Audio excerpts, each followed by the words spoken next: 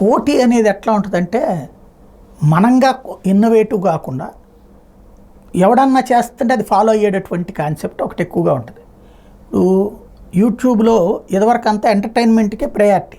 అసలు అప్పుడు న్యూస్ గురించిన ఛానల్స్కి యూట్యూబ్లో పెట్టుకోవడం ఉంది, కానీ వ్యక్తులుగా న్యూస్ నడిపినటువంటి వాళ్ళు లేరు. అది నార్త్ ఇండియాలో ఏమైనా ఉన్నారో లేకపోతే వేరే దేశాలు. నా బోటోళ్ళం ఏం చేశానంటే అసలు అంత పెద్ద ప్రపంచంలో ఒక చిన్న స్పేస్ ఒకటి దాంట్లో చేర్చుకోకూడదా అన్న ఆలోచనతో ప్రారంభమైనటువంటిది.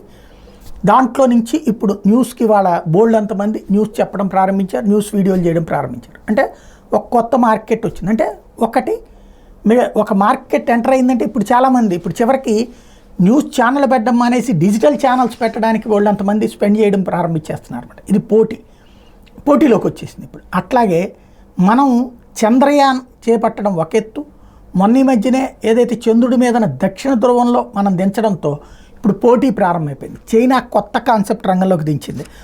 ఏంటయ్యా అంటే మనకు కనిపించని చందమామ అవతలి భాగం నుంచి మట్టి శిలలను సేకరించి భూమికి తెచ్చేందుకు చైనా శుక్రవారం చాంగే 6 అనే వ్యోమనౌకను ప్రయోగించింది.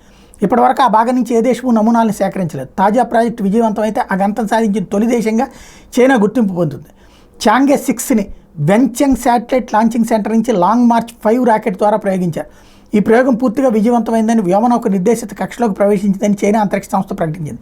చాంగే 6లో ఆర్బిటర్, ల్యాండర్, అసెండర్, రీఎంట్రీ మాడ్యూళ్లు ఉన్నాయి. ల్యాండర్ భాగంలో ఫ్రాన్స్, ఇటలీ, ఐరోపా అంతరిక్ష సంస్థ అలాగే స్వీడన్కి చెందిన పరికరాలు ఉన్నాయి. ఆర్బిటర్లో పాకిస్తాన్కి చెందినటువంటి ICube-Q అనే పేలోడ్ కూడా ఉంది.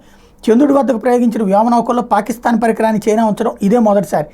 ICube-Qను పాక్, చైనా అంతరిక్ష సంస్థలు రూపొందించాయి. ఇందులో 2 ఆప్టికల్ కెమెరాలు ఉన్నాయి. చంద్రమామ ఉపరితలాన్ని ఇవి చిత్రీకరిస్తాయి.